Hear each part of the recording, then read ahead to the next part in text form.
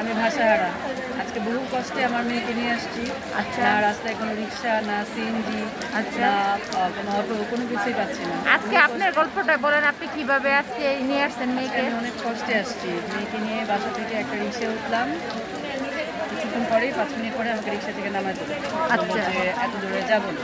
আচ্ছা। সবুজবাগ কলেজে আমার মেয়ের সিট করছে, আসবে না। আচ্ছা। শেষ পর্যন্ত আমি 10টা রিক্সা মিনিমাম, রিক্সা, সিএনজি পায়ে ধরার বাকি যে প্লিজ বাচ্চাটার পরীক্ষা, অ্যাটলিস্ট একটু বাচ্চাটাকে নামায় দিয়ে আসেন, যা চান। আচ্ছা। 100, 200, 300, আমার বাসা থেকে 70 টাকা রিক্সা ভাড়া। আচ্ছা। 100, 200, 300 যাই চান তাই দেবো। কোনোভাবেই আমি তাদেরকে রাজি করাতে পারলাম না। অবশেষে একটা রিক্সাকে আমি রিকোয়েস্ট করলাম যে প্লিজ আজকে যদি আমার মেয়েটা পরীক্ষা দিতে না পারে তাহলে আমার মেয়েটা ফেল করবে, আপনি আমাকে একটু নামাই দিয়ে আসেন, আপনি যা চান তাই দিন। তার হয়তো বা মায়া হয়েছে আমাকে দেখে। শেষ পর্যন্ত মেয়েকে নিয়ে আসছি একদম সেই বলা যায় হাঁটু পানি। আমার মেয়ে দেখলাম যে ভিজে যাচ্ছে রিক্সার সাইড দিয়ে, পুরো অটোর সাইড দিয়ে। আমি আমার গায়ের ওড়নাটা খুলে, দেখেন আমার গায়ে কিন্তু ওড়না নাই, ভিজার শুধু।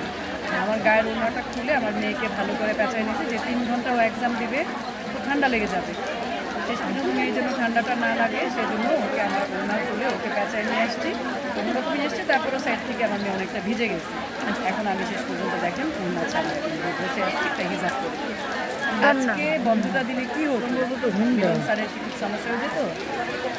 ওনার উদ্দেশ্যে আমি এটাই বলতে চাই যে এই হ্যারেজ আমাদের কেন অন্য এলাকায় তো হচ্ছে না, যেহেতু কক্সবাজার আপনার হচ্ছে না, তাদের তো পরীক্ষা এমনিতেই একটু পিছাইছে।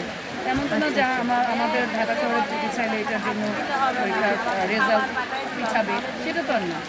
সেই অনুযায়ী তো উনি আজকের দিনটা কনসিডার করতে পারতেন বাচ্চাদের। এটা কেমন কথা? এই ভোগান্তির শিকার আমরা কেন হচ্ছি? ওনাকে উচিত এই বৃষ্টির মধ্যে রিক্সায় করে অটোতে করে ওনার নিজে পাঠানো, যে এইসব এলাকায় আপনি যে পরীক্ষা দেন, তখন আপনি বুঝবেন জনগণের কী কষ্ট, কী বুঝবে। এই বৃষ্টিতে ভিজে আমাদের একটা বাচ্চা যদি অসুস্থ হয়ে যায়, তখন যদি আমাদের বাচ্চারা নেক্সট পরীক্ষাটা না দিতে পারে, তাহলে এটা কি মিলন স্যার কি এটা কি আমাদের ইয়ে করতে পারবে? আমার মেয়ে তো ভিজে গেছে side থেকে। ভিজে ওনাদের বাচ্চার কারণে জ্বর হিসেবে নেক্সট পরীক্ষাটার সময় কি উনি কি আমাদেরকে আমার বাচ্চাদেরকে সাহায্য করতে পারবে, বা আরেকটা নেক্সট পরীক্ষার সময় তাহলে সে কি আমাদেরকে পরীক্ষা কি একদম উত্তীর্ণ করে দিতে পারবে? কিছুই করতে পারবে না। অতএব ওনার উচিত আমাদেরকে একটু সহানুভূতি দেখানো, আমাদের গার্ডিয়ানদেরকে এবং বাচ্চাদেরকে। ধন্যবাদ। পর্দা ছিল না। এখন হয়তো বা অনেকেই বলতে পারে যে আপনি ওনাদের কেন ঢাকলেন, রিক্সা পর্দা নিলেই পারতেন। যেখানে আমি মিনিমাম 10 থেকে 12টা রিক্সাওয়ালার পায়ে ধরার বাকি, ভাই আমার মেয়েটাকে একটু নামাই দিয়ে আসেন, যা চান তাই দিবে। সেইখানে আমি কি এখন পর্দার জন্য রিক্সা নিয়ে, মানে যে রিক্সার পর্দা আছে তার জন্য দাঁড়ায় থাকবো? আর এটা ছেড়ে দিলে আর পাবো না। আমার যদি আমার মেয়েকে নিয়ে ভিজতে ভিজতে হাঁটতে হাঁটতে আসতে হতো, আমি সেটাই করতাম। আমি তো ভাবতেছিলাম আমার মেয়ে হয়তো বা এমসিকিউ দিতেই পারবে না, পরে ঢুকতে পারে কিনা। আমি তো পুরো আল্লাহর উপর শুধু ভরসা করে আসছি যে আল্লাহ তুমি আমার মেয়েটাকে আমার মেয়েটার লাইফে তুমি একটা স্পট দিও না। বহু কষ্টে আজকে আসছি, কিন্তু আজকে অন্তর থেকে আমি মানে ওনাকে বদ্ধও করলাম যে এরকম হ্যারেজ আমাদের না করলেও পারত। এখন আমি পুরো ভিজা, এই যে আমি যে ভিজা গাটা নিয়ে বসে আছি, আমার তো আজকে ঠান্ডা লাগবে, জ্বর আসবে। আমার মেয়েটা যে অর্ধেক সাইডে অর্ধেক দিচ্ছে, আমার মেয়েটার এখন জ্বর আসলে নেক্সট পরীক্ষাটা কী করে দিবে? এটা লায়াবিলিটি কে নিবে? এটা দায়িত্ব উনি নিবে? দায়িত্ব কে নিবে? গ্রান্টি কে কেন নিবে? উনি এটা করলেন? আজকে বন্ধটা দিলে কি ওনার খুব বেশি সমস্যা হয়ে যেত? এটা তো ওনার উচিত হয়নি। আমার মতো এরকম অসংখ্য বাচ্চা আসছে ভিজে ভিজে। আমি দেখলাম এইখানে অনেক বাচ্চা আসছে ভিজে, মাদের চেহারাটা কী অবস্থা হয়ে আছে।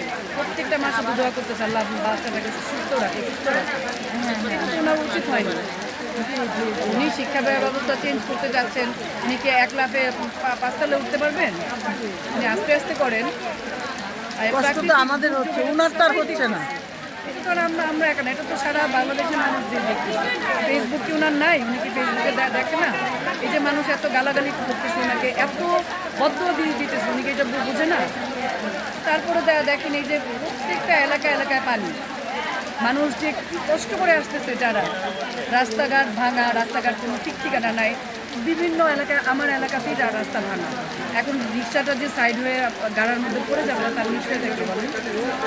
ঠিক আছে, এটা ওনার কি উচিত হয়েছে বলেন? আমি এটাই শুধু জানতে চাই, এটা ওনার উচিত হয়েছে উনি কি ম্যাম, আপনি কোথেকে আসছেন? রামপুরা বনশ্রী থেকে আসছি। কি করে? একই করতাম। সবার ওনাদের যে কথা আমার সেই একই কথা। যে আমাদের আসতে অনেক কষ্ট হচ্ছে, যেতেও কষ্ট হবে। আমরা চাই মন্ত্রী সাহেব যেন আমাদের জন্য সঠিক বিবেচনা করেন। আমি বলি শিক্ষামন্ত্রীর কাছে আমাদের এই একটা অনুরোধ যে উনি যেন আমরা যখন আবার এই ধরনের পরিস্থিতির মধ্যে পড়ব, উনি যেন আমাদেরকে আর এই ধরনের কষ্ট থেকে যেন অব্যাহত রাখে এবং এই ধরনের পরিস্থিতির মধ্যে যেন আমাদের না পড়তে হয়, এইদিকে যেন উনি যেন আমাদেরকে একটু সহানুভূতি দেয়।